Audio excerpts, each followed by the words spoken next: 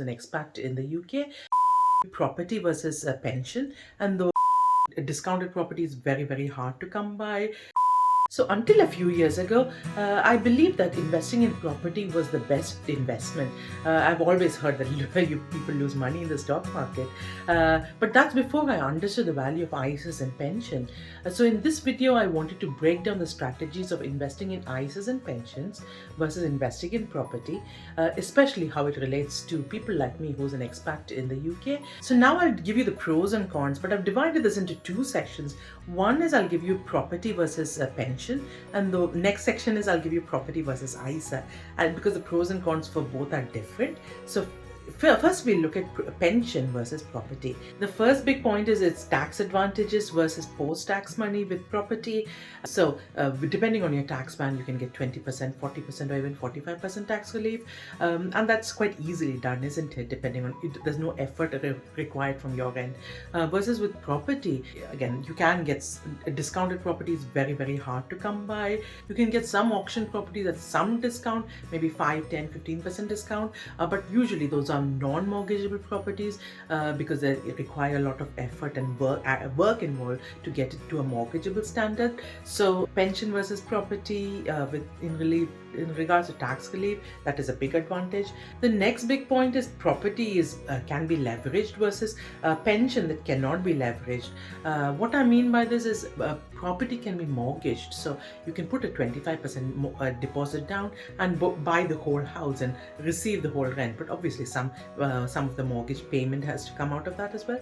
But the growth or the returns what you get is all entirely yours. So if you borrow 25% and you can triple that money, the returns are 3x as well. That is a big advantage of property. The next big point is if you're employed, you get free money versus in property that is not applicable. So if you're employed, your employer contributes to your pension as well. So not only you get the tax advantage, you get a lot of free money as well from your employer.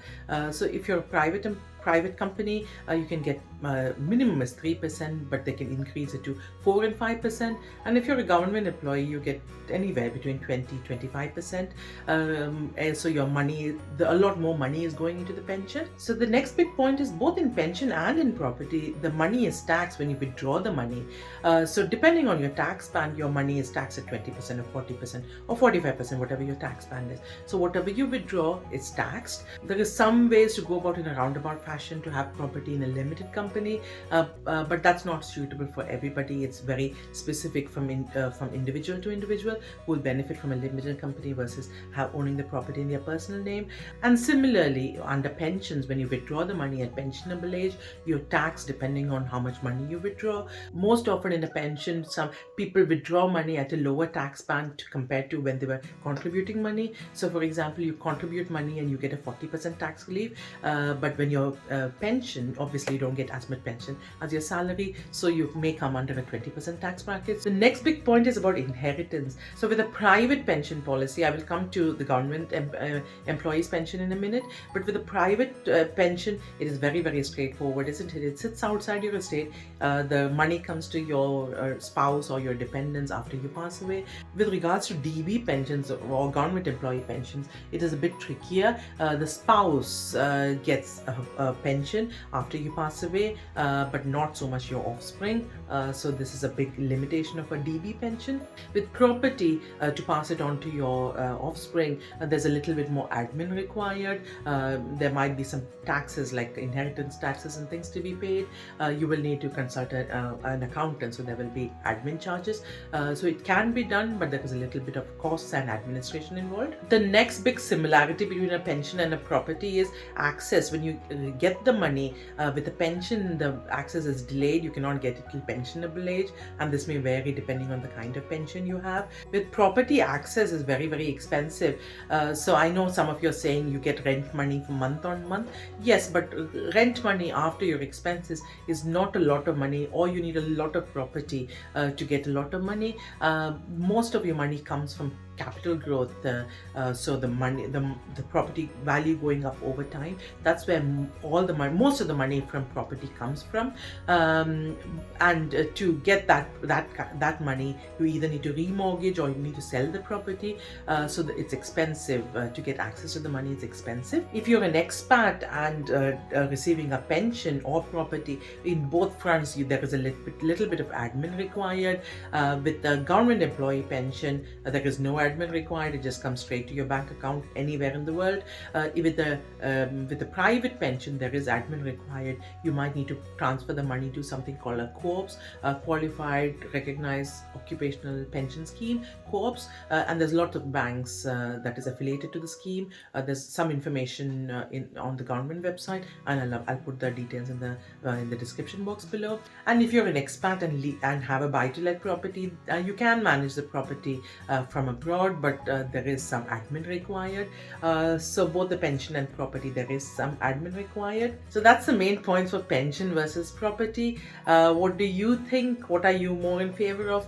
For me personally, I think pension wins over property, mainly because there's a lot of free money going in, isn't there, with the employer's contribution plus the tax relief.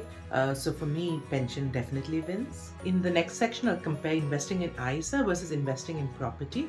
But if you're liking this video so far, please don't forget to smash that like button. So going back to the computer again, ISA and property both are post-tax money. So the money is taxed at source, and then you invest the money that is remaining in both ISAs as well as pension. The next big point is property can be leveraged versus ISA that cannot be leveraged. ISA shouldn't be leveraged. There's some people who leverage it, but you lose a lot of money that way. But in property, it's very, very straightforward to leverage the money. You put in a 25% deposit, and then the bank gives you the rest of the money towards the house. So you can 3x your profits. So that is a big advantage of property. The next big point is ISA is tax free on withdrawal, versus with property it is taxed at withdrawal, or whatever money you withdraw from an ISA is completely tax free, versus property you're taxed depending on your tax band.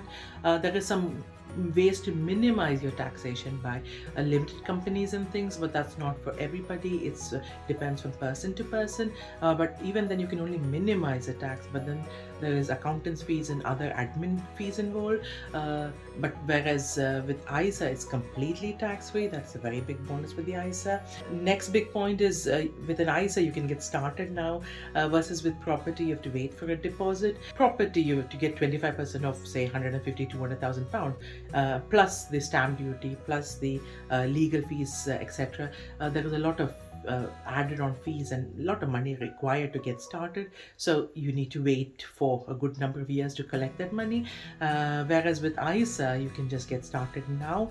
Both property and stock market goes up and down in value, but over the long term it goes up by 7-10%.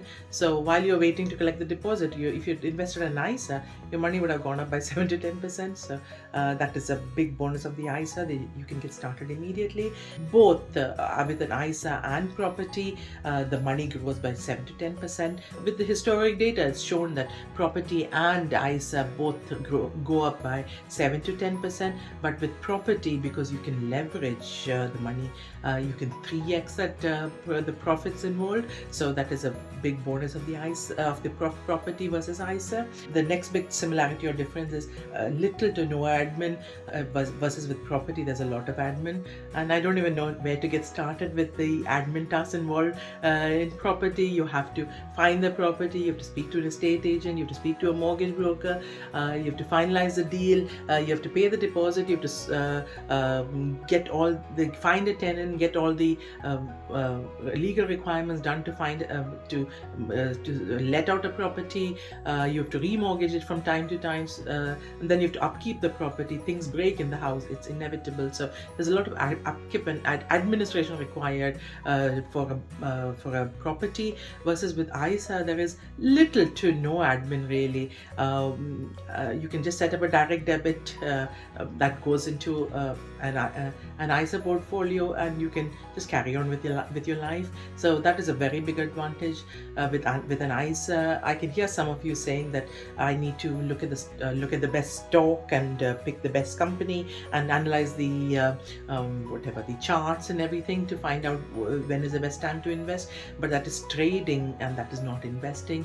Investing should be for the long term, should be non-complicated, and should be done for the long term. Analyzing the stock market and getting your money in and getting out at the right time is trading and not investing. The next big point is access. You can access at any time, versus with property, access can be expensive. ISA, you can just withdraw the money as you like it. Again, the money goes up and down, so you probably don't want to dip into it when the market is down, but you can get to it whenever you want, whenever you need the cash. Whereas with property, accessing the money is expensive. Yes, you will get your rent money, but like I said, rent money is not a lot after all the administration money and the upkeep required for the property. The property growth is what makes you money over the long term, and to get hold of that money, it can be expensive to either remortgage the property or sell the property, and it's also time consuming. The next point is, if you're an expat with an ISA, you have no admin required, versus with property you have administration time required. With an ISA, if you leave the country, you can just either withdraw the money and take the money with you, or you can just leave it invested and withdraw the money whenever you want to. You can also change the funds and things in your portfolio, but you cannot add any more new money in if you're not a resident in the country. So there is little or no admin time required for managing an ISA from abroad, versus with property there is lots of admin tasks and a lot of time required, but it can be done managing a property from abroad. So with that summary, what do you think is better, ISA versus property? In my eyes, I think ISA and property is more or less equal. One doesn't beat the others. If you want, you can just invest in ISA. If you want to invest in property, or invest in both, but in my eyes, one does not outweigh the other. What do you think after seeing this video? I'd love to know your thoughts. Let me know in the comments below. Until next time, bye bye.